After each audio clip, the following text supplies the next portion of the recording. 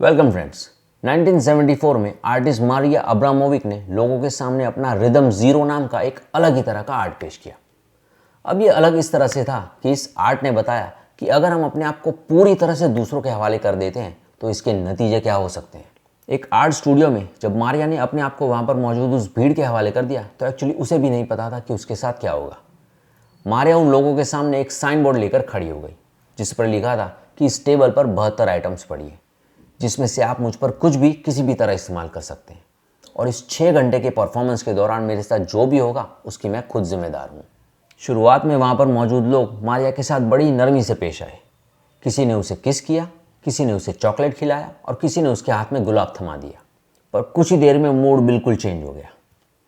जैसे जैसे दूसरे लोगों की बारी आई तो वो मारिया से नरमी से पेश आने के बजाय उसे दर्द पहुंचाने लगे और एक इंसान ने तो चाकू लेकर मारिया के कपड़े तक काट दिए और एक दूसरे इंसान ने वही चाकू लेकर मारिया के गले में एक छोटा सा घाव बना दिया और उसका खून पीने लगा।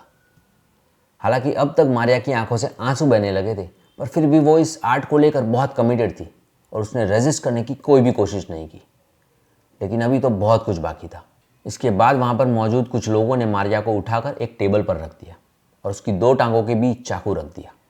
इस आर्ट वर्क का लोगों पर बहुत ही अजीब असर हुआ था, जहाँ पर हर एक अगला इंसान इस एक्सपेरिमेंट को ज़्यादा खतरनाक बनाने की कोशिश कर रहा था। और हद तो तब हो गई जब वहाँ पर मौजूद एक औरत ने गोलियों से भरी बंदूक को मारिया के हाथ में थमा दिया। इसके बाद उसने उस गन को मारिया की कनपट्टी पर रख दी।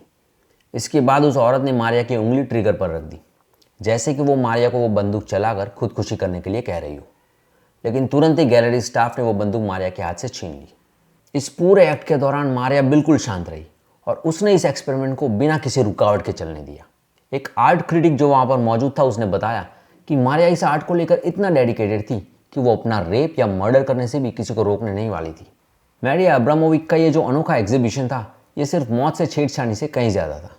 इसमें परेशान कर देने वाली लेकिन दिलचस्प सच्चाइयों का खुलासा किया कि एक्चुअली में हम इंसान कैसे होते हैं और क्या होगा अगर हम इंसानों को उनकी मोरल और लीगल जिम्मेदारियों से फ्री कर दें। इन लोगों को हम 2 अलग ग्रुप समझ सकते हैं। एक वो ग्रुप है जिसने प्यार और नरमी दिखाई और एक दूसरा ग्रुप है जिसने दर्द और आतंक का सहारा लिया।